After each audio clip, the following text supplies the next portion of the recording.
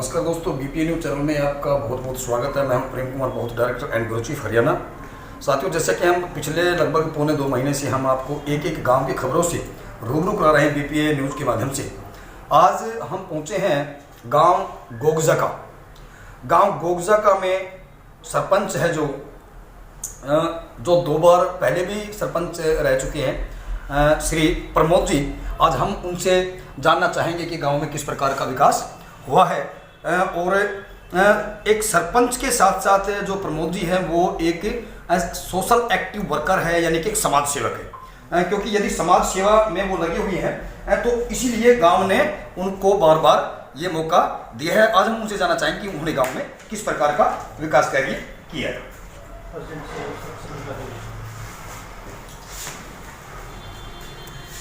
जी, नाम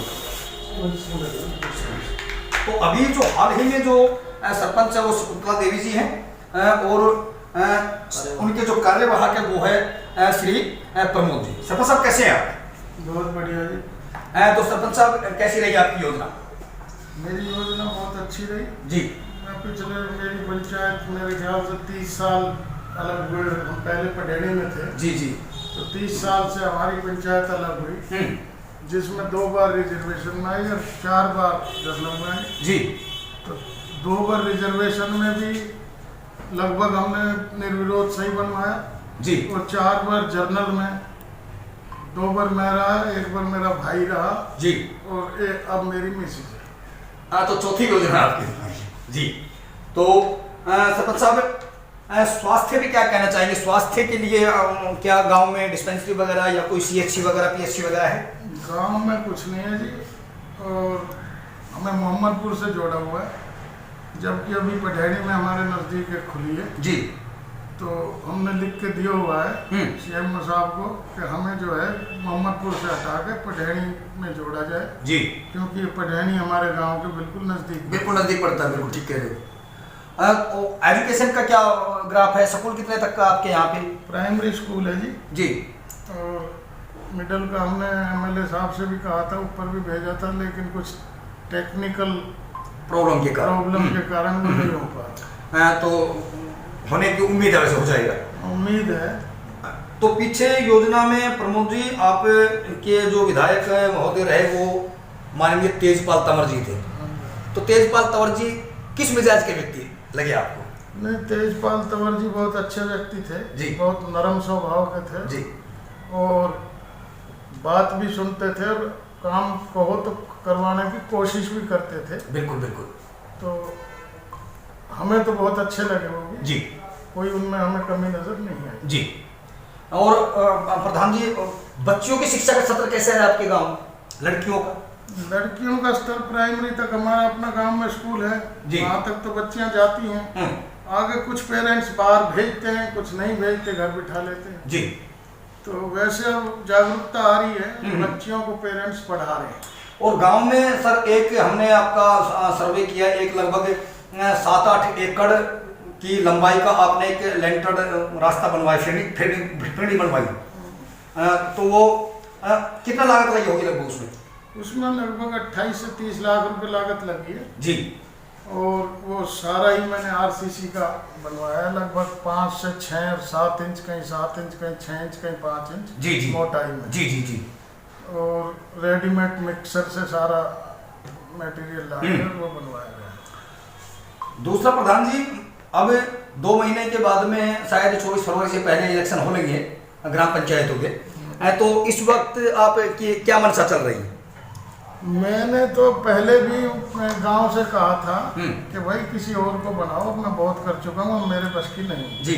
और मैं अब भी गांव को इकट्ठा करके यही रिक्वेस्ट करूंगा जी कि जैसे तुम मुझे निर्विरोध चुनते आए हो, ऐसे ही गांव के किसी और भाई को निर्विरोध चुनो, इलेक्शन मत करो। जी, बहुत अच्छी सोच है, बहुत अच्छी सोच है। अपनी तरफ से कोशिश करूंगा कि अब गांव मुझे छुट्टी दे। जी।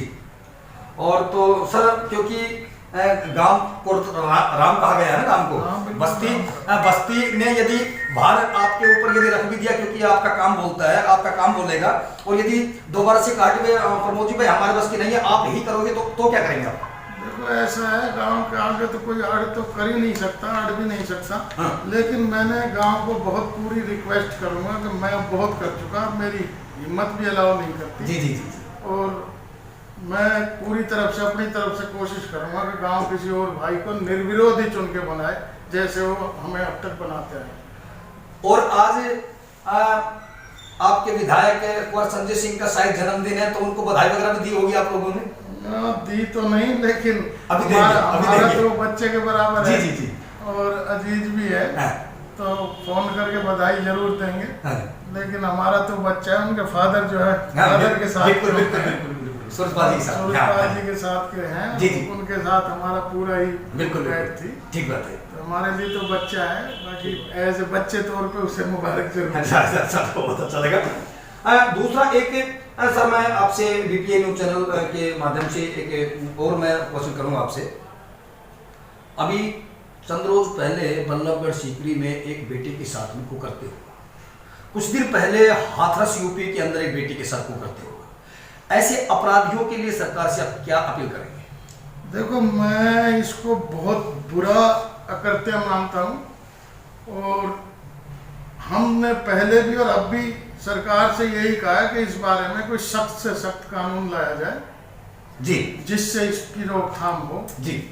और मांग भी कर रहे हैं और हम अपनी सरपंचों की एसोसिएशन से भी लिखवा के बिल्कुल रेजुलेशन करवा के सब सरपंचों से सरकार के पास भेजेंगे, सीएम साहब के पास भेजेंगे बहुत अच्छे कि कोई सख्त से सख्त कानून लाया जाए जो हमारी बेटियां सुरक्षित रहें। एक सरपंच साहब, मैं आपसे जानना चाहूंगा, अभी कुछ दिन पहले किसी चैनल पे एक फेक न्यूज चली थी कि हिंदुओं को मुस्लिम प्रताड़ित करते हैं, दुखी करते हैं, मारते हैं, पीटते हैं, गांव छोड़कर भाग रहे हैं, जबकि पौने 2 महीने से हम सर्वे कर रहे हैं, नूह ब्लॉक हो, चाहे हथीन ब्लॉक हो, चाहे ताउड़ ब्लॉक हो, और ऐसा मुझे तो कोई ऐसा काम दिखाई नहीं दिया, ना किसी के मुख से मैंने ऐसा सुना, किसी हिंदू के मुख से मैंने ये शब्द नहीं सुना, चाहे वो अपने दलित भाई हो, चाहे जनरल में हो, कि इस प्रकार का भाईचारा हमारा कोई खराब रहता है।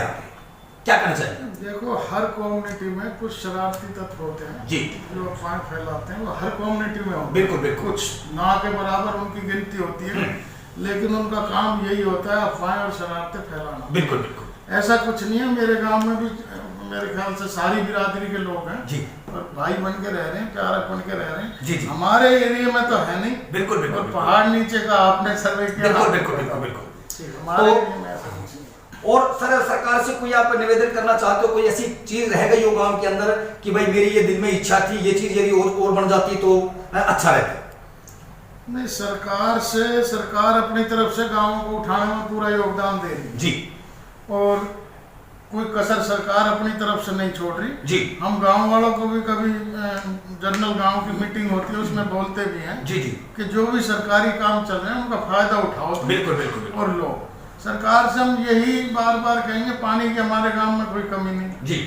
यही है कि बस एक हॉस्पिटल का जो है स्वास्थ्य के लिए जी जी हमें थोड़ी सी परेशानी है, वो सरकार सुने। बाकी तो संपन्न गांव है हमारा, कोई ऐसी दिक्कत नहीं है और सरकार हमें पूरी ऐड दे। ये बात आपने दोबारा से रिपीट करी है स्वास्थ्य के ऊपर। स्वास्थ्य, इससे ये झलकता है कि गांव को बहुत ही बड़ी समस्या है, गांव को बहुत ज़्यादा दुख है इस चीज़ का, जो आपके माध्यम से आपने सीएमओ साहब से बात करी। सीएमओ साहब का नाम बताएंगे क्या है, कौन कहाँ बैठते हैं? अपना नूह में बैठते थे, नाम तो मुझे ध्यान नहीं है। अच्छा, लेकिन मैंने रिटर्न में भी दिया हुआ पंचायत। तो अभी सीएमओ साहब इस मामले में क्या कह रहे हैं? सीएमओ साहब कह रहे हैं कि मैं कार्रवाई कर रहा हूँ, जल्दी ही आपको मोहम्मदपुर से हटा के पटेल में। तो देखिए, ये थे सरपंच साहब हमारे साथ में प्रमोद जी, और इन्होंने बीपीए न्यूज पे अपना पूरे विकास चर्चा की और सरकार से भी निवेदन किया है कि हॉस्पिटल जो मोहम्मदपुर जाना पड़ता है 5-6 किलोमीटर दूर, हमारे किसी बुजुर्ग को, बहनों को, बच्चों को, बच्चियों को, तो यदि पढ़ने में वो समर्जन हो जाए तो वो हमारे से बिल्कुल नियर है और कोई भी बच्चा भी जाकर के मेडिसिन ले सकता है। बढ़ते कदम सच्चाई कदम, क्योंकि देश का सच दिखाते हम प्रेम कुमार बहुत हरियाणा।